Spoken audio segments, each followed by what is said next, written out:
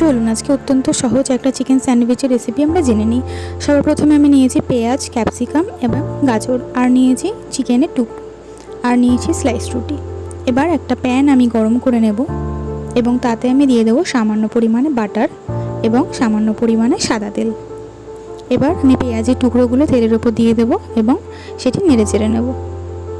পেঁয়াজটি খুব হালকা করে আমি ভেজে নেব।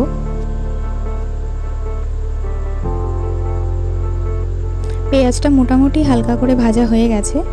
এবার এর মধ্যে আমি গাজর আর ক্যাপসিকামের পিসগুলো দিয়ে দেব, দিয়ে আমি ভালো করে নেড়েচেড়ে নেব। এবার দিয়ে দেবো সামান্য পরিমাণে লবণ, দিয়ে ভালো করে আমি আবার নেড়েচেড়ে নেব। এরপর আমি চিকেনের পিসগুলো দিয়ে দেব,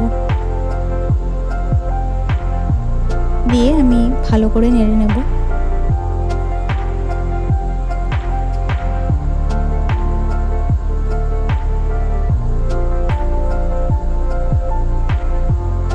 চিকেন আর বাকি সবজিগুলো মোটামুটি সেদ্ধ হয়ে এসছে। এরপরে আমি কিছুটা পরিমাণে রসুন দিয়ে দেব, আর দিয়ে দেব জিরের গুঁড়ো।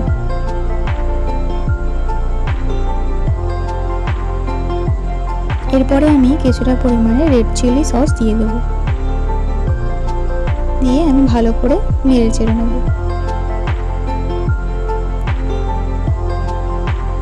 এরপর আমি কিছুটা পরিমাণে কেচাপ দিয়ে দেবো, কেচাপ দিয়েও আমি ভালো করে নেড়ে নেব।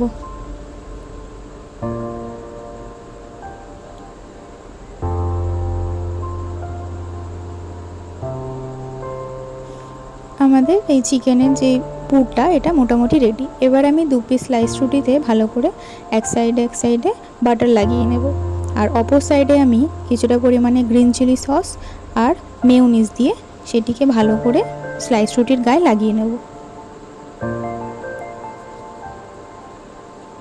এবার তার উপর আমি চিকেনের যে পুরটা তৈরি করলাম সেটা আমি দিয়ে দেবো।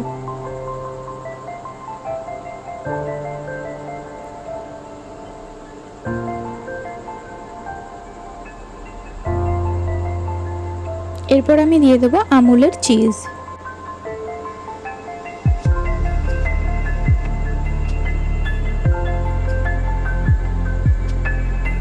একইভাবে আমি আরেকটি স্যান্ডউইচও বানিয়ে নেব এবং এই দুটিকে আমি প্যান হালকা গরম করে তার উপর দিয়ে দেবো।